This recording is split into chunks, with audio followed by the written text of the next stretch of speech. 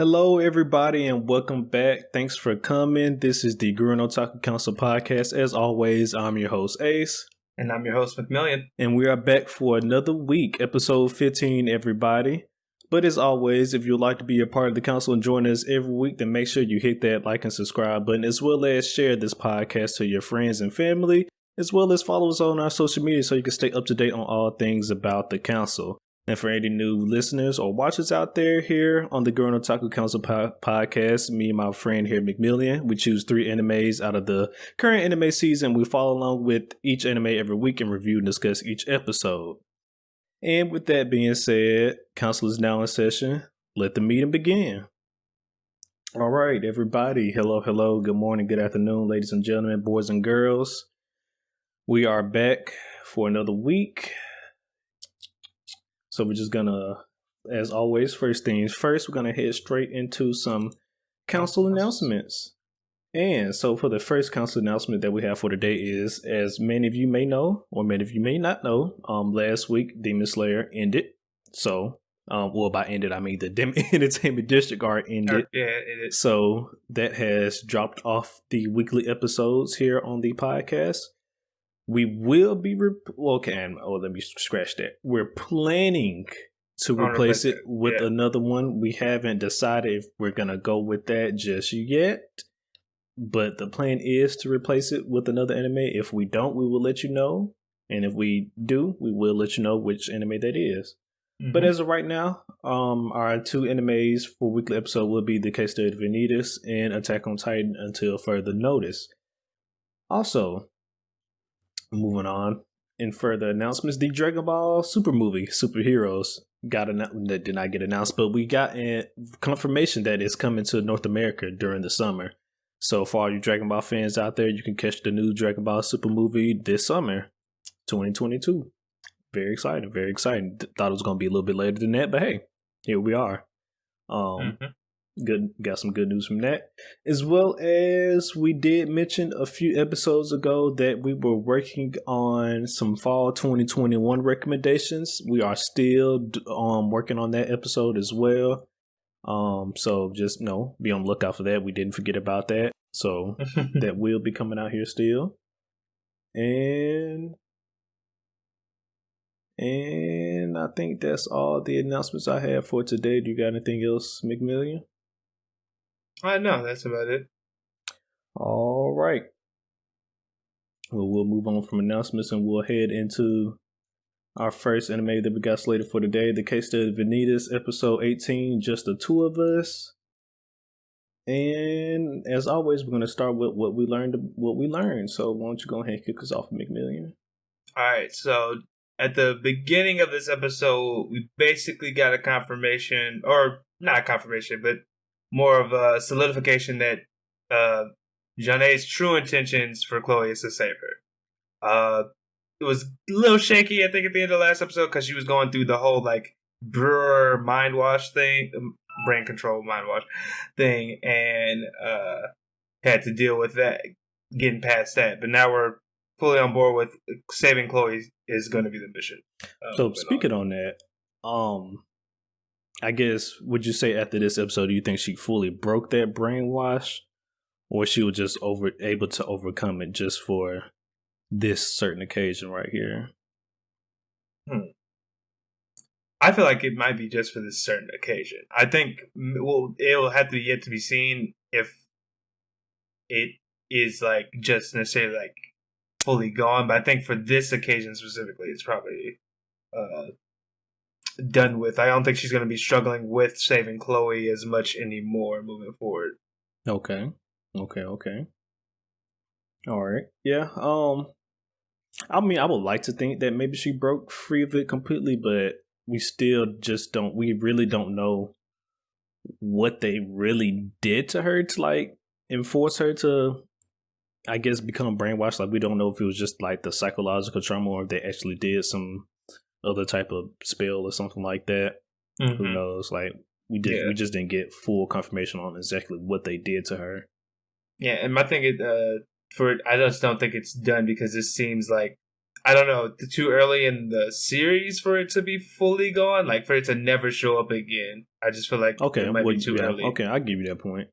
I'll give you that point because even in the case that it was like technically broken at this point or something like that, you would imagine that they'll do something about that possibly. Yeah. So no, I agree with you on that point. We probably this probably ain't the end of it that we'll see because I feel like maybe to well no because her curse isn't technically part of the brainwashing. So No, her curse is about like because I feeding was on about to people. say we probably won't see that until it fully get broken until Vanitas do something about it. But then I was like, yeah, well, she wasn't. The curse didn't necessarily do that unless that mysterious guy we saw with Chloe was one of the dudes from Charlatan, that big guy with the cloak on. No, maybe it could be a possibility. We'll have to see it because I would think that maybe they were just working for whatever the Brewer organization is, if there is an organization, because it seems like there's more than just. I don't think it's just her. I think that's just the only one we've seen. She's the Yeah, only no, yeah, we one we've know. seen Yeah, so we know far. it's not just her. So, but Mhm. yeah, okay, all right. Moving on from that, we finally got to see what was up with Vanitas' right hand this episode as well. So apparently there's a pure form of God damn it. Astermite, yeah, Astermite. Astermite. Boy, these words whooping my ass. It's a pure form of Astermite, and it goes by the name of either Blue Tear Stone or Divine Tear Stone, and this is basically this stone is the core of the alteration engine, as well as apparently It's the gem in which is like is that's a part of Vanitas's book, basically, like the correct. book of Vanitas. That blue gemstone that we saw in the Book of Vanitas is also a blue tear stone. But what I was finished say was apparently that either his hand is like he has a tear stone implanted in his hand, or some type of we there's some type of marking on his hand, and we know Yeah, that it has to relate to the blue tear stone, but we just don't know if that marking came from like the blue tear stone being implanted in his hand, or it's like some type of magic using a blue tear stone to get that marking on his body. But regardless, that marking does relate to blue tear stone and or divine tear stone, whichever one you want to call it. It has two names. because we saw him either like damage his hand or do something to it to help the alteration engine start working again. Correct. So what you think it is? Do you think it was like? Do you think it's more of a like a marking that he got from a spell or something that required a blue tear stone, or do you think that the marking in itself is a blue tear stone, maybe just like in a I different form or something? um So in my mind, I would think that it's definitely related. I'm just wondering, like, could it be like a marking that's made, like, kind of made out of blue tear stone in a way, like it, almost like a tattoo, but like it's etched within, like the etchings is like fragments of the Blue tear gem stone and within his stuff like hand. that. Yeah. Okay, yeah, I can see that as well. I can definitely see that. Yeah, okay. And then another thing we did learn about from that backstory as well is when Vanitas was remembering about the tear stone and stuff like that, there was an adult there that was given the properties about blue tear stone, but somebody called it was another boy with Vanitas. We're assuming that it was the other guy, the other boy Okay. that got taken with him. Mm-hmm. But he called him father. Now, with that being said, I don't know if that was the original Vanitas or was that an actual moment where Vanitas lived his life before he got taken from the original Vanitas. Because like, what if that boy that Vanitas keep mentioning, it could be his brother? Well, my thing is, I definitely think that was Vanitas, like the original, because of like the coloration of the skin. Because when they showed Vanitas getting taken from the church's like experimentation lab or whatever, it was a person with like dark blue skin, kind of the same that we saw in the flashback. So I'm pretty sure that was probably him living his life before we get current, like after he got taken and before we got like current Vanitas. somewhere in between those two events. Okay. I just don't know. It just seems weird to me. Well, unless you get some of that, not imposter syndrome. What is it called? I think it's some referring to like Sherlock syndrome, something like that. But basically, when the captive started catching feelings and stuff for the person that kidnapped them. I can't remember the exact term for it right now. Man, I'm blanking on it too. I know exactly what you're talking about. Oh, jeez. But anyways, let's dwell on it. Yeah. unless it's something like that, it's just like I'm just confused. If it was the original Vanitas, why would he call him father?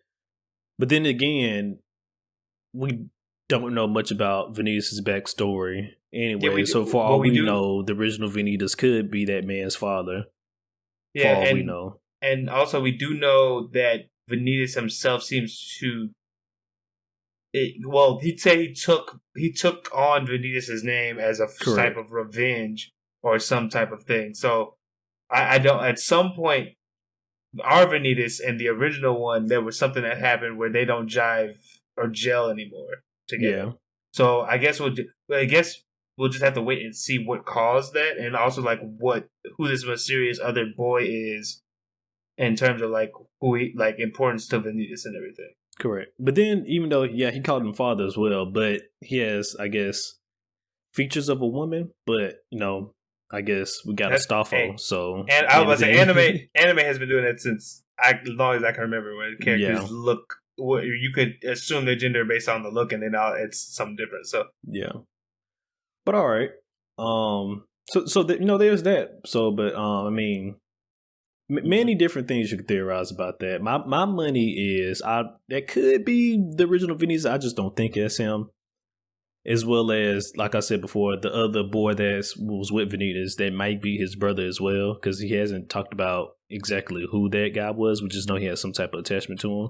Mm-hmm. So it could be his brother. So moving on from that, and then we also got Astolfo's backstory. Now, after seeing Astolfo's backstory, I guess I can say some of the anger that this man have inside of him is justified. Only some, though. But he's still a dick. He's still a dick. But, I mean, I can understand why he's a dick, though. That's funny. We basically found out through Astolfo's backstory, when he was a child, or I guess a young boy rather, not a child. I guess still a child. Anyways, when he was a young boy, he found this hurt vampire in the woods. He helped him out, he bandaged up his wounds and everything. And he went back and go see him every day, and they basically became friends. Turns out that vampire's family was murdered by Chasseurs, and in turn, he murdered Astolfo's family. Yeah, because his whole Astolfo's family apparently has a history of being nothing but Chasseurs. So, Yeah, know how that goes. So we don't specifically know if it was Astolfo's family, the one that killed the vampire's family. However, at this point, it really doesn't matter. Somebody killed the vampire's family, and in turn, it made him bitter, and he killed Astolfo's family, which is fucking crazy. Killed everybody but him, actually, which is kind of crazy. Like, just to rub it in his face. Like, I mean, it seemed like it was him and the butler, because the guy, his butler. Well, because the butler is still alive, so yes, you're right. He's serving him right now. I just thought that was. I don't know if it was like maybe I don't know if it was intended for Astolfo to live, or it was just like he just was playing with him too. The vampire was so cocky he just left him alive or whatever. I don't know, but dang, that was fucked up. that it was. I can only assume that his family got slaughtered in front of him, because when they pan to the scene, all the dead bodies and stuff was laying around Astolfo, and then you just see Astolfo laying in a pile of blood right next to his sister as well. It's just really fucked up. Like I said, I can understand the pain inside of him now. Do I still agree with some of the stuff that he does? No, not necessarily. We can tone it down for a bit. Maybe what he should did is put his anger towards that one vampire, and not all of them, and not all of them. But I can understand why he would have a general hate towards all of them. Because I was about to say the thing was it was crazy because he started off with like the idea that all vampires could possibly, not all of them could be evil, because like his dad was trying to tell him that they all are. Mm-hmm. And then he was like, wow, I made friends with this one. Hey, we cool. Told him about where he lived, and then got, like, he put his hand in the fire, basically. Got burned. Yeah. He's like, I'm not doing that shit again. So while I do think he could tone it down a bit, because they're not, it does not seem like they're in that type of time period anymore. It still just, I can't blame him for being the way he was because of how big of a trauma that is. From that point on, it became on site for any vampire that Stoffel saw. Any vampire. That point, and like I said, completely understandable. He got betrayed. The one vampire he did befriend ended up betraying him. It's just fucked up. You was taught your whole life that vampire was bad. Then you was like, no, okay, I hear what you're saying, but then you meet this one vampire and you actually befriend him, and then that shit happened. It's just like, yeah, okay, now you probably do believe that all vampires are bad. Shit, my bad, Dad. You was right. Let me.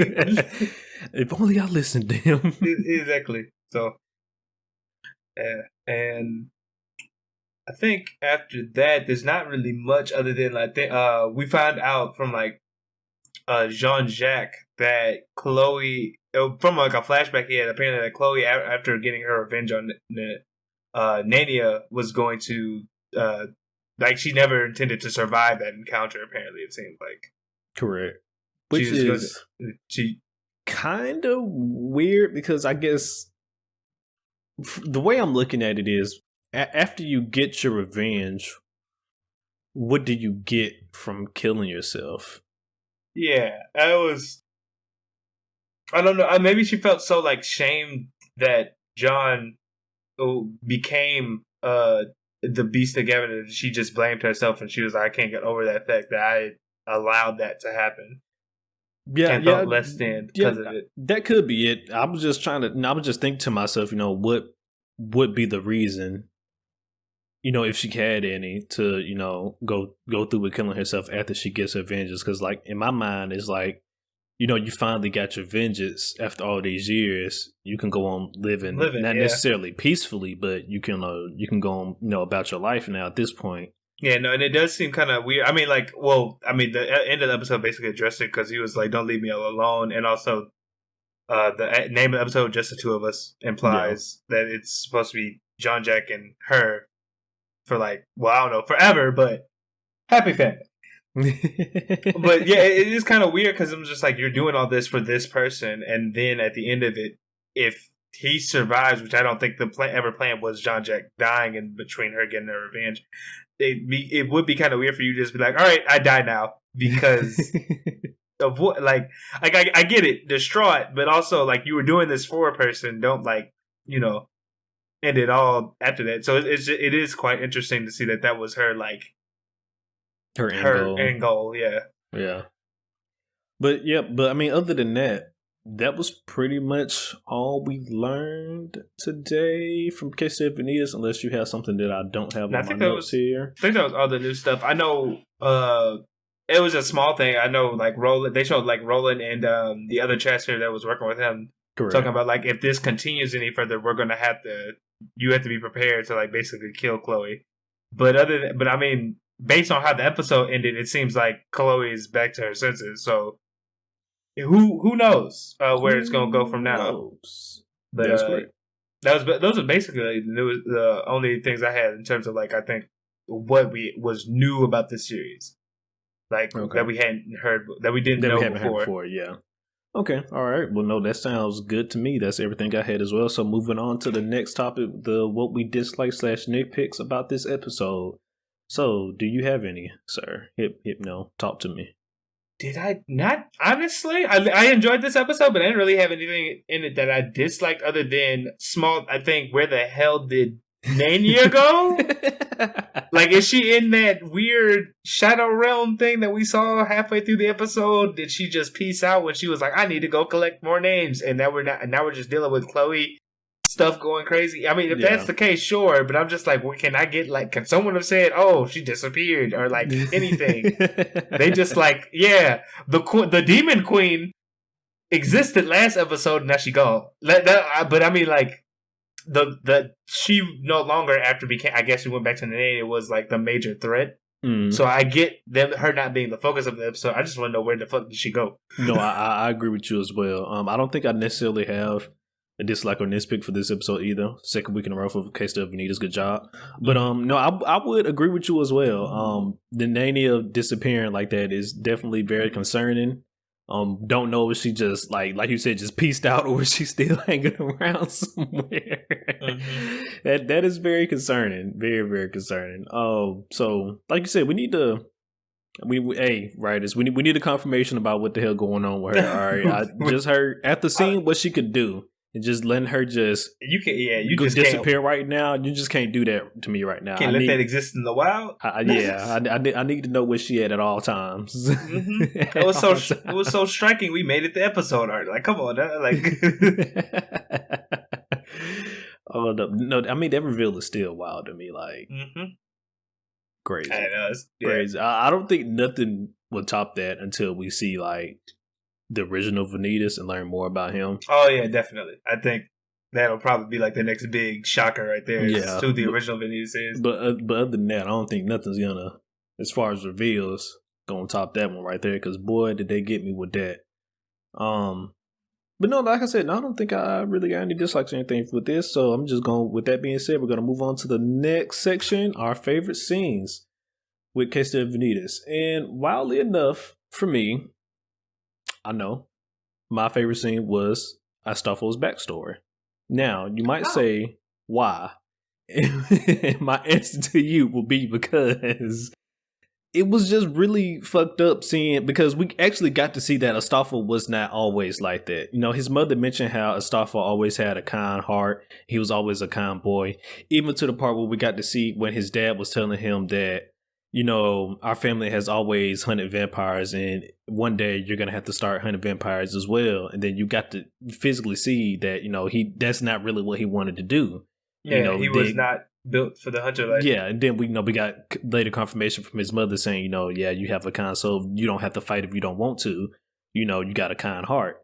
And so then just to go from that, like we said earlier, you know, his dad telling him all the time, you know, vampires are evil, this and that. And then he finally meets one, befriends him, and then gets betrayed by him. And not just any type of betrayal. That man murdered his entire family.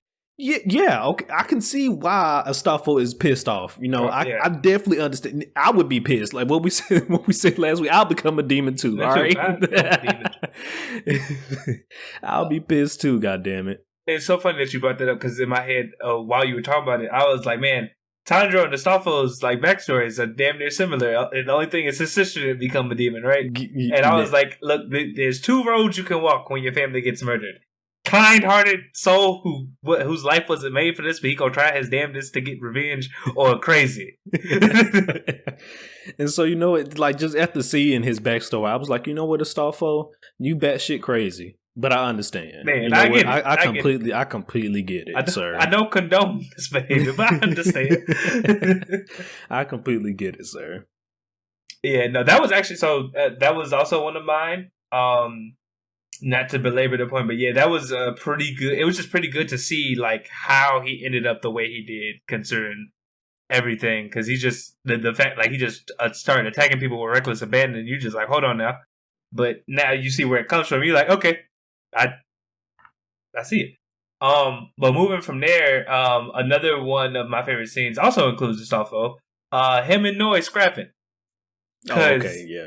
That was a big, well, not a big part of the episode, but it was a nice little like, it was a nice fight because you have Astolfo going kind of like crazy because he's just like, I need, because he wakes up after getting knocked out after Nania turned back into her queen form, and the first thing he sees is like Noi, Vanitas, and Jean-Jacques all congregating trying to figure out where the book is.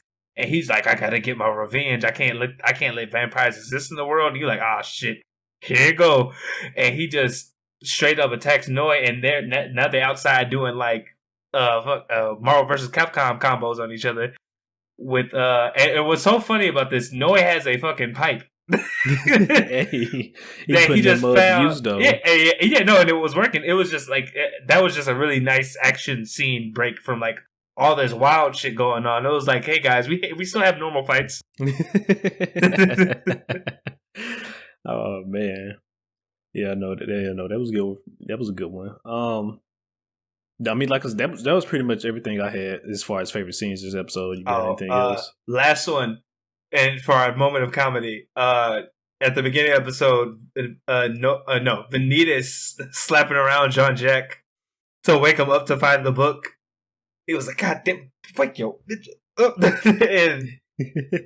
And Noe's like, hold on now, he just got like RKO'd by the queen. You just gonna beat on this thing? To be fair though, I'm with Vanitas. Like, hey, you need to wake up because we are in dire straits right now. It's either wake this man up or we be stuck here forever. I understand. I didn't say I didn't understand. I'm just saying that was hilarious because he's just Jean-Jacques is legit knocked out, all bloody and shit. He's just like wake your ass up. We got shit to do. No, speaking of that, as well as he finally got the book back. This episode. So yeah, but but like I said, like we pointed out though earlier, by the time they found the book, he had already had the alteration engine working.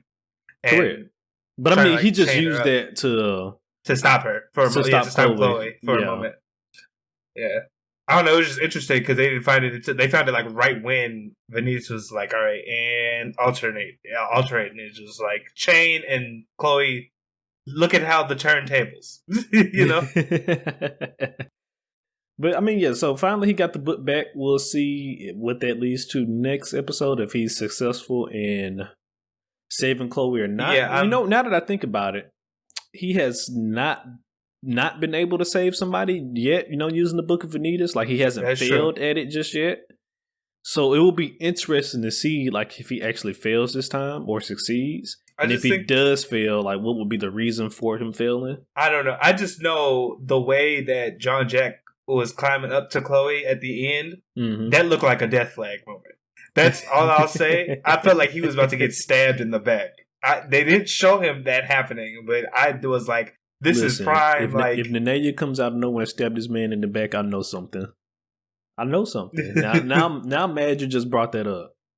It just looked like, I was like, this is such like a prime anime death flag moment. Like they're about to get the cure for the main character. They're about to get the cure for the girl, and they're having a heart to heart. This just feels like something's bad about to happen. I don't know what, but it just feels like everything's going a little too smooth, huh? Yeah, and I was like, this is surprisingly going too well right now. Something's off here, though. I feel you. Well, all right, we're gonna move on. We're gonna rate this episode. For me, I think I don't know. I almost want to give it an 8, just off of Staffo's backstory alone. So if you're kind of straddling the fence, I gave it an 8. Okay.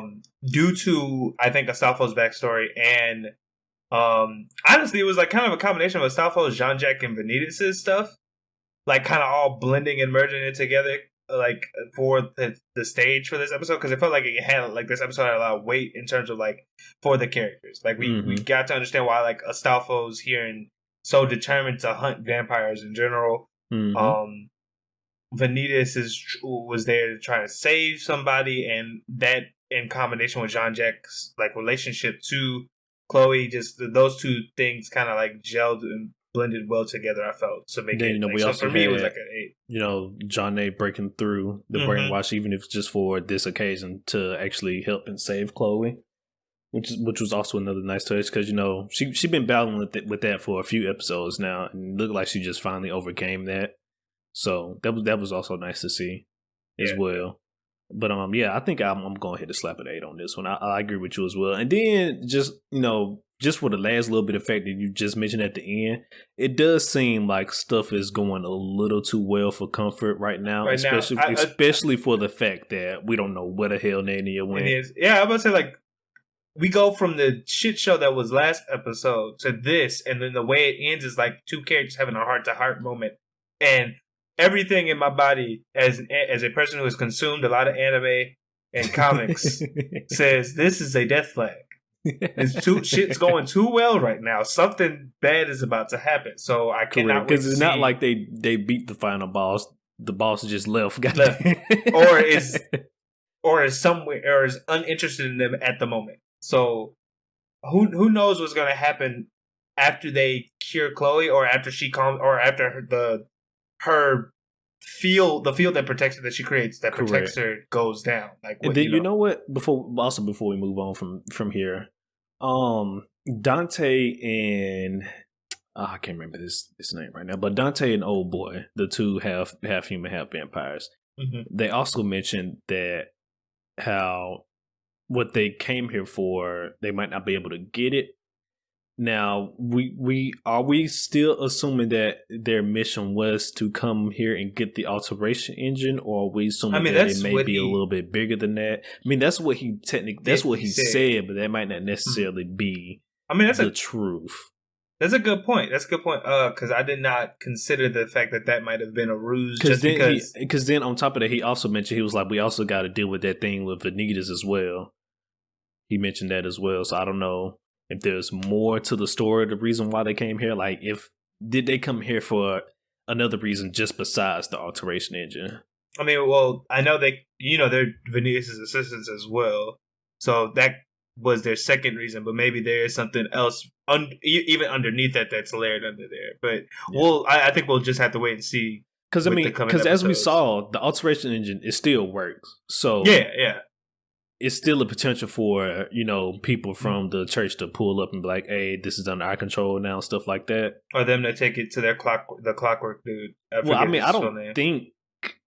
I would imagine the alteration machine isn't just something that could just pick up and move. You know what I'm saying? Like, I'm not sure if they're talking about it the full thing, like, the piano and the thing in the back of it. Like, I don't know if it's fully that, or maybe it's a certain part of it that they're looking for. Something like that. Like, maybe they came for the blue tear stone or something. That could be a thing as well. Because that could be one of the reasons why whoever they're able to work for Vanitas and whoever they're working for, because maybe like the other guy is also interested in the tear stone within the book of Vanitas. Within the alteration. Yeah, because apparently, as we just saw today, the blue tear stones definitely has some powerful properties to it. So ain't no telling what else they could do with it. Especially if, like, you probably, you gather a whole bunch of it as well. You probably can do some more crazy stuff than besides, this all stuff like the alteration engine. So I would not be surprised if not learning about it, that's what they came here for as well, like the tear stone itself. Mm-hmm. So, that's it. I'm glad we brought this up. Okay. All right. So, only time will tell what their true intentions was. So, all right, well, that's it for Case Study of Vanitas. We're going to move on to our last anime here for today. We only got 2 this week, everybody, because as we mentioned, Demon Slayer Entertainment District ended last week. So moving on to Attack on Titan, episode 82, Sunset. And not much happened this episode, but then at the same time, kind of a lot did happen. So, like, it wasn't a lot in terms of an action set piece, and we didn't necessarily get back to the Founding Titans story. Like, Eren is, like, kind of in the background now, at least for this episode. But then we did get some more, I guess, staging stuff, if that makes sense. Correct. So, to start it off, excuse me. So, it appears that there is another civil war brewing inside the Paradise Walls right now. Well, what walls used to be there. Yeah, some civil unrest is going on because, you got people like, the Titans stepped on my house. Eren is the reason my son died. And they're like, no, your boy was a sacrifice for all of us to live. Think about it like that. And I'm just like, okay. But like when I start thinking about it, I was like, you know what? This makes complete sense, because this was actually, like, if I could put myself in Attack on Titan, like if I was actually there, I can actually see that happening, because a lot of people, they've been struggling with this for years, and to finally technically be free of the enemy threats outside is like, yeah, you know what? We're finally going to be free what the hell are you complaining about? You know what I'm saying? Like, yes, people may have died, but we're gonna live at the end of the day. But then at the same time, it's just like, yeah, we're gonna live, but he killed my family. He killed my family. You know, I mean, like I think what I was gonna say was, I think with that is interesting because the way Attack on Titan started was like a lot of deaths of people that didn't have to die. Right? Like when they came over from Marley, they ended up killing like a lot of people, and it's kind of like now that we're taking the fight to them, even more people here are dying. Like it's kind of it's almost symbolic of like what we said last episode. We got to get the fuck up out of the woods, which means like this war. Because the thing is, unless we do, stuff like this will not stop happening, and Aaron's trying to do it the most violent way, which is more death. So if you was a civilian, which side would you pick? But then I guess at the same time that would depend on if I was a civilian of parody, and okay, if my family did die, I'm trying to think because I'm not a parent. Because I'm trying to think like would that depend on like if your family died or not? But they didn't necessarily say like if some of the people's family who died was like, yeah, my family, you know, like my son or something died too as well. But you know, however, it was for the greater good, something like that. We didn't necessarily see that side of the story. So we don't know if like there's people who has lost family members, but they're still like, you know, this was for the better of Paradise as a whole. I'd feel like it'd be hard to feel like that personally. Like I don't know if I could look at you know, like the death of my family as like this was unnecessary, and because even when people like lose family at war, they're still like, damn, I knew this could have happened, but I didn't want it. Because the thing is, you're selfish with your loved ones. Like, you don't want anything bad to happen to them, even if you know that things could, or even if they should sometimes, because, you know, some people be assholes. Mm-hmm. But, like, it's hard to say. I think it's hard to quantify, like, a family member, their death being justified in, like, the grand scheme of things. Like, I feel like I don't know if I could be that person where I'm like, dang, my son died, but I know this is, at the end of the day, like, this is for the survival of everybody. Like, I don't think I could do that within that moment, at least. Yeah, I see where you're coming from.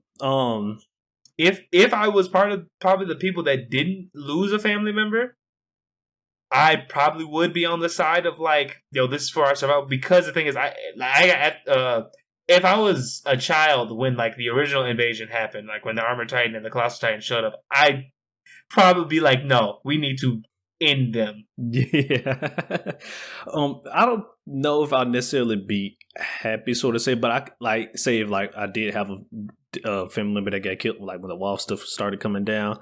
But I guess I would have a feeling of like, damn, I just lost, you know, my family members, but at least everybody else outside of the walls are gonna die as well. Like I guess I can go on living like knowing that the fact that with that comfort. Yeah, with that the comfort of knowing that other motherfuckers outside are gonna be trampled, probably way worse than, you know, just what happened to us. You know what I mean? So unless technically, they did show us some of the destruction from what was going on, and then, you know, we saw the Titans actually, you know, crumbling and crushing houses as they're walking and stuff like that. So then I would take that back. But so, you know, you can only assume that the destruction outside will be more than what was inside of Paradise, but there definitely was some chaos and destruction that was going on. I mean, considering how there's potentially another civil war brewing as well right now. So Civil War 2, if you will, because they already had one earlier. I mean, but the way they showed it, at least, it seems like the majority of the people seem to be siding with Eren. Correct. Even though like they're strong, like I don't know, it's a lot of death, and they gotta stop somewhere. So we just gotta hold out and see what's going on.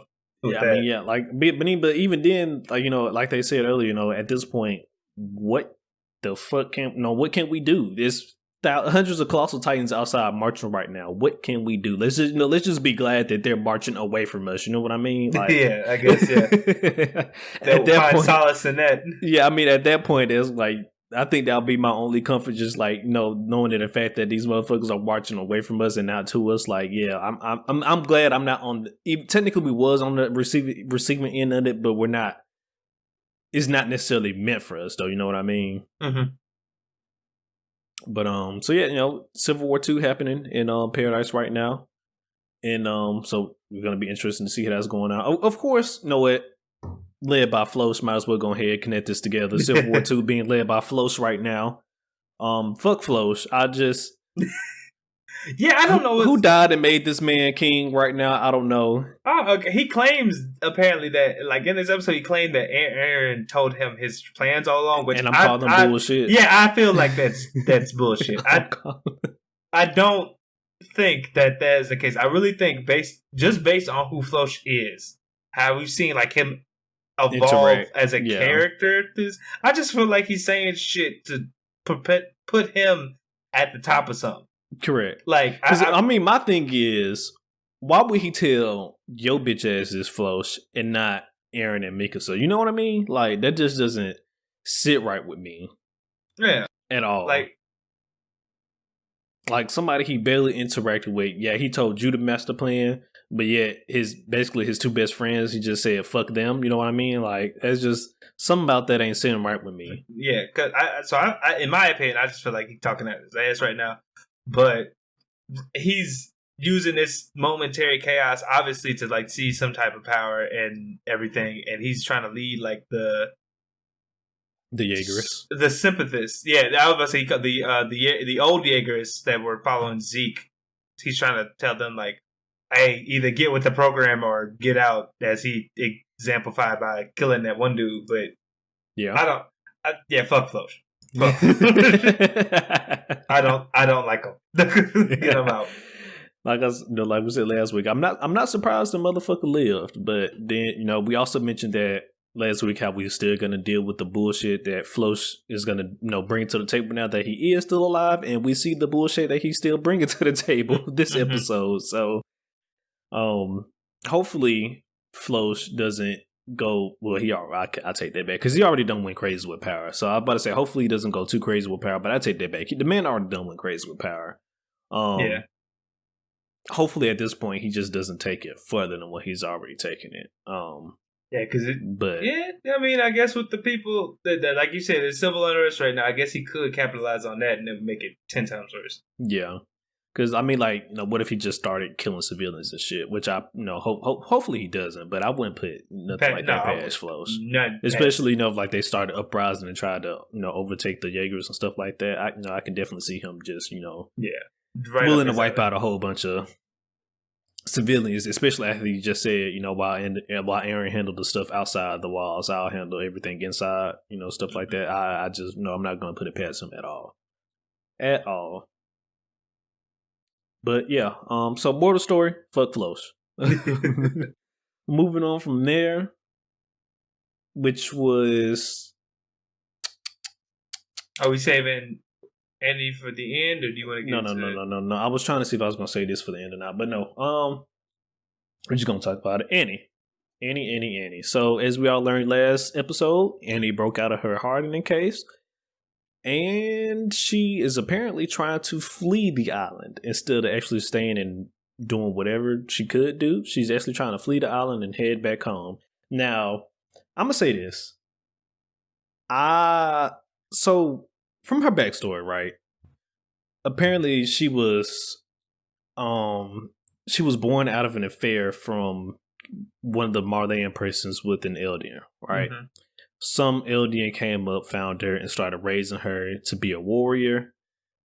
The only thing that we got shown, really, was that, basically, her whole life, like she said before, she was being raised to be a warrior. She was being beaten, everything like that. They didn't show, they didn't show anything about, like, her having any type of, like, kindness towards her father and stuff like that, because they even showed us a scene where she was beating his ass after she came up to a certain age. But then at the end of the backstory, you get basically as she's about to head to the island of Paradise, her father just, I guess, has second thoughts about everything, and he's just like, he regretted how he raised her. He basically regretted how he raised her. He was like, I'm sorry for everything, please just come back. And it was like, so you mean to tell me you grew up not caring about life, not even caring about your own life, to just having that one small interaction of the same person who basically led you to have a shitty life, to saying that, okay, now I actually care about life, and now I actually care about this guy.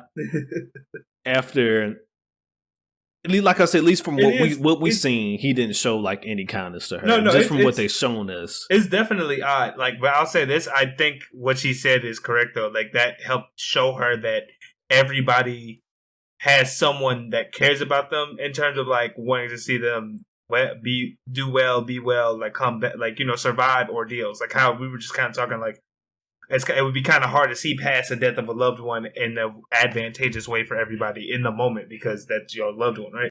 Mm-hmm. So I think she just learned from that last little bit that even though like this person at the end of the day treated me terribly, he does care about me. And if he can care about me, everybody probably has someone that cares about them to an extent. And that's probably what made her like be like, oh, life, this is like what gives people lives value, or some shit like that. My only thing is the way she was beating up that dude. I don't know if that would have happened in real life, because I feel like they would just, man, get the fuck up off me. Like I feel like that would have happened, but regardless, I mean, but he did train her whole life. Well, so yeah. Well, like I said, what I will say about that is I did like that we kind of finally got an explanation of why Annie was such a badass as a recruit. Because even the other Marleyan soldiers, like, they were good fighters, but they were still almost on par with the people who were trained to be recon people. Annie was stood above everybody else when it came to martial arts. So I was just like, where the fuck did that come from? And now we know.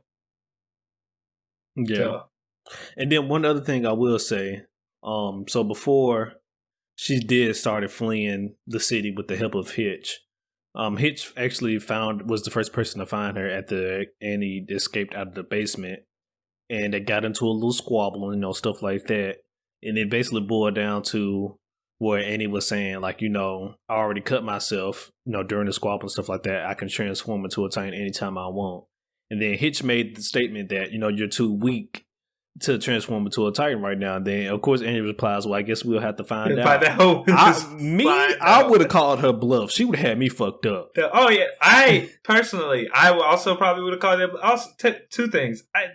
At this point, everything's going to shit. Why not just see if this works out? I was like, listen, I already got 100 colossal Titans outside, you know, trampling everywhere. You're gonna have to prove to me right now. Like, you just gonna have to turn into a Titan right now, motherfucker. Like, I ain't got much to lose. Either the Titans kill everybody or Marley kills everybody. At this point, it's 50-50. Like, I'd be like, I sure would have told her, look, you caught me on the wrong day, Andy, because if you see what's outside, you will understand why I don't give a fuck right now. So you're just gonna have to change it to a Titan, bitch. You know,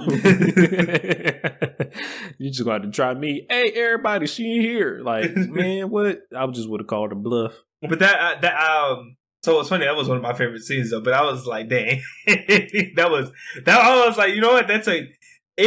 If it was me, that would have been a terrible gamble. She would have lost that gamble. But I was like, but I was like, the other person, obviously, they were like, look, I could potentially have a good life after this. So they, I mean, like I said, if it was me, had she caught me on any other day, I probably would have believed her or just went along with her. But 100 colossal Titans outside and shit like that, we got silver on the wrist.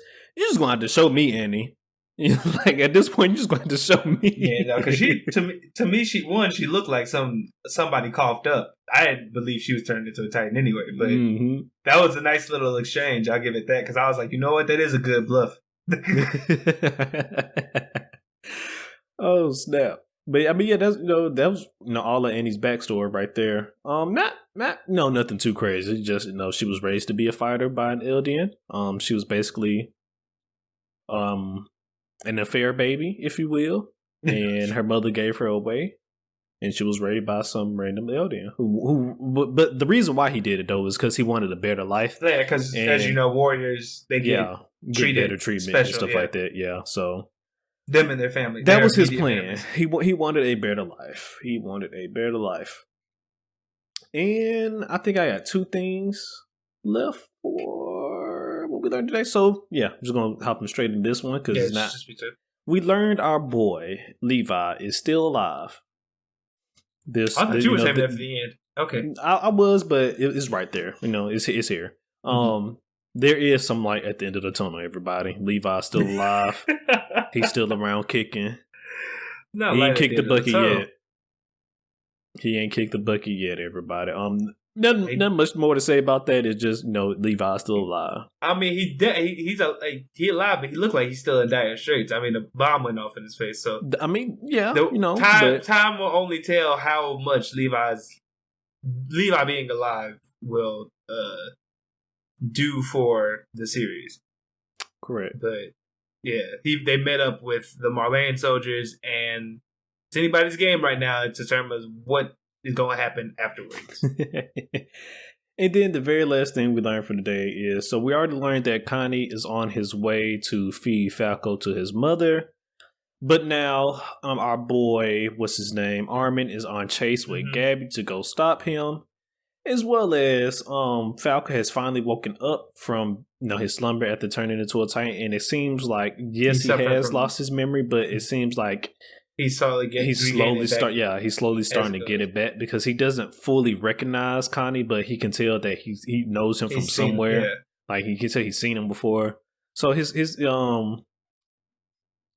memories are slowly but surely coming back to him. At least that's what it seems. Not only that, but it also seems like Connie's consciousness is almost while they're doing this is like debating, can he fully go through with it? Because like there was a scene where Connie's mom was telling him, "Oh, be a good soldier, protect everyone," and he's in his mind like, "I became a soldier, but I can save my mom." All this stuff, and I'm just like, man, that would be it is a terrible situation to be in though. Like, because arguably you became a soldier to protect people, but your mother got caught in like this crossfire, this Titan war that she was never supposed to be a part of. And now you have the chance to go back and like give her, more like a chance to like live a normal life and not be a Titan anymore. I'd be hard pressed to figure out what I would do in that situation. Too. I mean, at the same time, would you necessarily want to bring your mother back considering all the bullshit that's going on right now? Would you not possibly want to wait till something dies down a bit, but then I guess at the same time, then he doesn't necessarily have the luxury of waiting. Oh yeah, because the moment Falco realized he could turn into a Titan, what's the point, right? Like, at that point, it's either like do what they did to Bertolt, which is like make him unable to transform again and then feed him, or straight up kill him because you're gonna have to fight him either way. So either way it goes. It's interesting because I feel like for me, I don't know if I could feed Falco to somebody, like, because my thing is like he's a child, like granted he won't live longer than 13 more years, but he's still a kid. Like I don't know if I could physically, even if it was like someone close to me, I don't know if I could be like, fuck you, child. So from what we saw from the previews of the next episode, it did appear that Armin was able to catch up to Connie. Do you think they are going to fight to the death? And also, do you think Falco will end up turning into a Titan? I think Falco might end up turning into a Titan. I don't think they'll end up fighting to the death because I don't think that's Armin's... I don't think that's Armin's way. I feel like Armin's going to confront Connie. There's going to be this emotional, like, confrontation. Falco is going to be like, oh shit, I'm a Titan shifter. Titan shift to like just end the argument or whatever. Like, I don't know. I feel like it's going to be a culmination of things because I feel like Gabby is going to catch up with Connie, apologize for killing his best friend. Because, as we know, fuck Gabby. Falco is going to either probably transform to try and protect Gabby because I feel like Connie might just become infuriated and might try and attack Gabby. That sounds like something that would happen. That's a possibility. And then Falco will transform to protect her, and then it'll lead to more talking and hopefully like a calm resolution, and probably a calm hopefully resolution. A peaceful resolution. Because I just don't see Armin killing Connie or Connie killing Armin. What if Armin kills Connie's mother? That would be the most un-Armin thing ever. My God, I'd be like, yo, think about it. Because just think about it, like, what if Connie's not listening to reason? And like you said, it doesn't. Armin's goal wouldn't really want to be to kill Connie, but at that point, the only other way to stop him would be to kill his mother. Man, that's crazy. You done said something there. God damn. As fucked up as it is, but if the man's not listening to reason, especially after Armin already thought that he was the wrong person to be revived. He thinks that Edwin should have been the one to be revived and not him. He might start feeling the same thing with that. He's like, Connie, your mother is not the right person that we should be bringing back. It's just, you're not listening to reason. I got to do what I got to do. You know what I mean? And just, she's already a Titan anyways. So why not? It's just like at that point, oh man, that would be such a heel turn for the Karen character. But I feel it because earlier this episode we saw. Ooh, hold on, had a burp. We saw that like Armin was basically like, I don't know what the fuck to do. I don't. Yeah. This feels like the right thing right now to go do, but I like you can tell our main characters right now, they stressed. They don't know what the fuck like to do because they're like, wow, our friend loves us so much he's willing to kill the world for us, but also at the same time, there's a lot of fucked up bullshit, and I don't know how to deal with it. Now, you know what? I'd be the same way. So, Armin doing some wild shit, I wouldn't put it past it, especially right now with the mental state that he's probably in. Yeah, man. God. I mean, it's just there's no telling how this confrontation gonna go down right here. But that was everything we learned from today, and it's actually not as heavy, but it still has some heavy stuff to it in this episode. And we're gonna move on to the next topic. We have what we dislike from this episode. I don't really necessarily have any dislikes other than just fuck Flosh. I'm just tired of Flosh. Same. Fuck Flosh. He's just annoying. Like I said the last time, he just feels like that person that took credit for shit he has not done, and that's exactly what I felt like this episode was. Just other than that, for me. Other than that, everything that happened in this episode fit the story. I don't think there was anything they like skipped out on or stuff like that. Maybe if someone's a manga, they can tell me if they skipped something. But other than that, I felt like it was a good episode. Yeah. That's all I gotta say. And then, like, my only other small nitpick that I would have is just, like, I mentioned this earlier, but I just feel like, at least from what they showed us about Annie's backstory, that was just that one small interaction with her father, telling her just, like, I'm sorry for everything. It was just, I just feel like that just wasn't enough for her to just completely flip around and be like, yeah, I care about life now and stuff like that. But then at the same time, you did give a good explanation, though. So, I mean, it's interesting. Oh, also something we forgot to mention. Apparently, Annie was also conscious the whole time she was in the hardening thing. Yeah, which I don't know if we theorized it on this show, but that is something we did talk about, like off camera and stuff like that, though. Mm-hmm.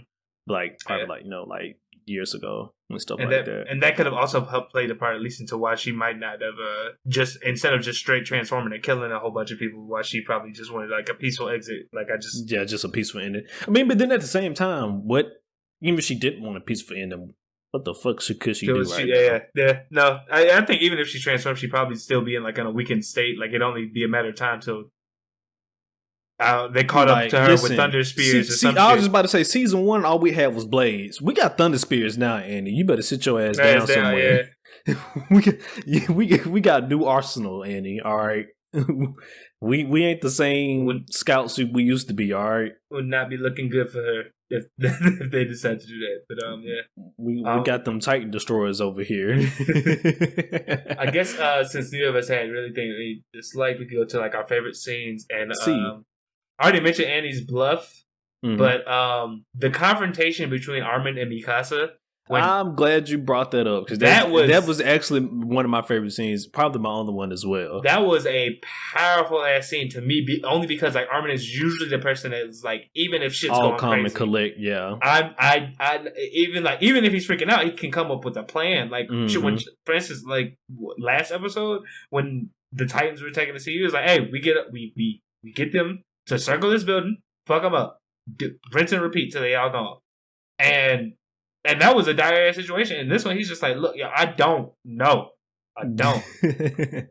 And then on top of that, like these past episodes, it was always, Aaron's did this for us. Aaron can't possibly, do not hate us, stuff like this. Believe in Aaron to go into basically just a fuck Aaron moment. Basically is what he had. Just like, I can't deal with Aaron right now. I don't know what to do with him. It was basically, just like, a fuck Aaron moment. And just like I said, just for him to completely flip 180, instead from saying like, we should trust Aaron to just fuck Aaron. Basically, it's just like, that's also added to, like you said, the strengthness of that scene as well. Adding on to like, him just saying like, Army always used to be the person just calm, cool, and collect. He's just like, I just don't know right now. Like, it's just a lot of stuff going on. But, very understandable because it is just a lot of stuff going on right now. Yeah, I don't think anyone could blame Armin for feeling the way he was feeling. Yeah. It was just a small thing. We already kind of touched on it, but Hanji asking not to be killed by Peak. That was another of my favorite scenes because she just came out. Hanji, being the weirdo that she is, just like, oh, I see the enemy.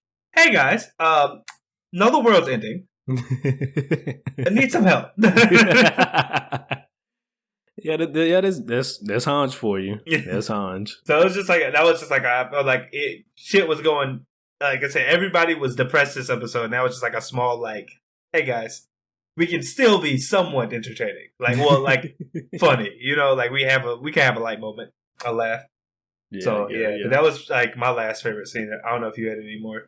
No, I don't have anything more because I really don't necessarily count Annie's backstory as one of my favorite scenes. And as we all said before, this episode, fuck Flows. So. Oh yeah.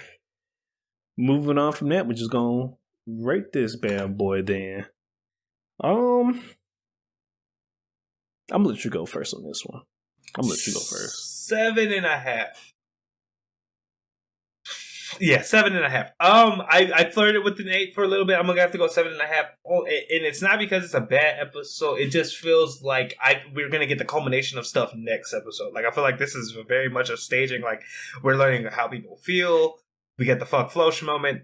Like a lot of moving parts are still like it. This felt like after like last week's episode with like the whole big action set piece and then people coming to terms with the fact like the rumbling is actually happening. This felt like a like we're gonna show you guys and realign. These are the moving parts right now. These are setting up to possibly have like payoffs later, like next episode or maybe the episode after next, and then we're gonna get back to dealing with God Titan Aaron over there, like, which isn't bad. It's just like I felt like if anybody was asking me like what episodes you need to watch of Attack on Titan, I don't know if I'd include this one only because like while it did show Annie's backstory and stuff like that, you got more of her character. I feel like you could also probably get the fact that she doesn't want to fight anymore in a later episode.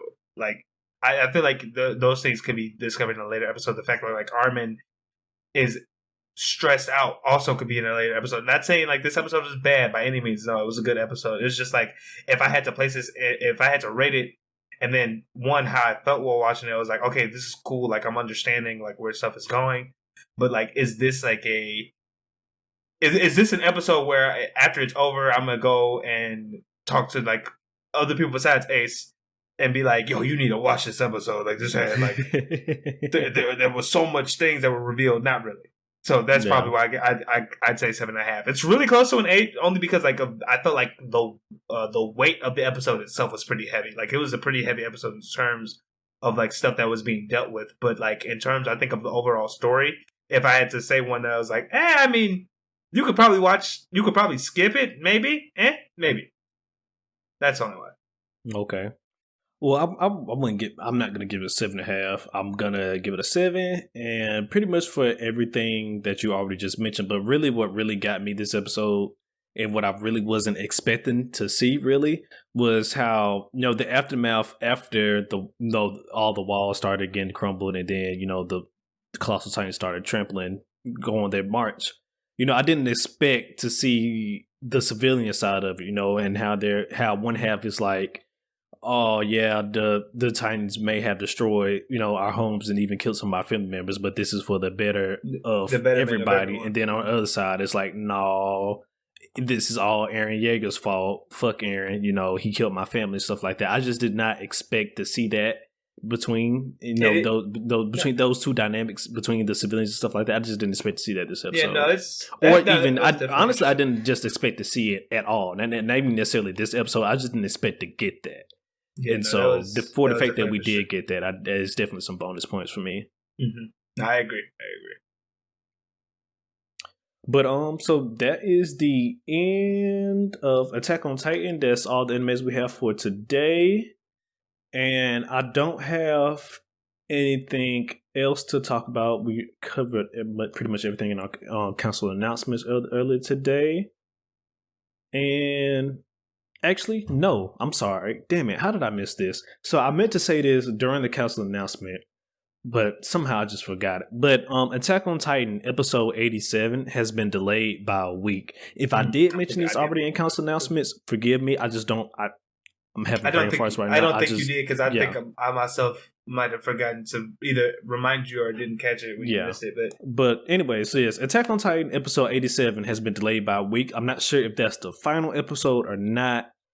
But anyways, the episode was supposed to premiere on March 27th, but it's been delayed by a week and it's going to premiere on April 3rd due to special programming out there in Japan. So I'm just going to have to wait a week for this episode. Like I said, I'm not sure if that's the final episode or not. But yeah, episode 87 has been delayed. So yeah. But no, I have nothing else. So you can go ahead and take us on out of here, McMillian. All right, guys, as always, appreciate you for listening / watching. If you haven't already, please like, comment, subscribe.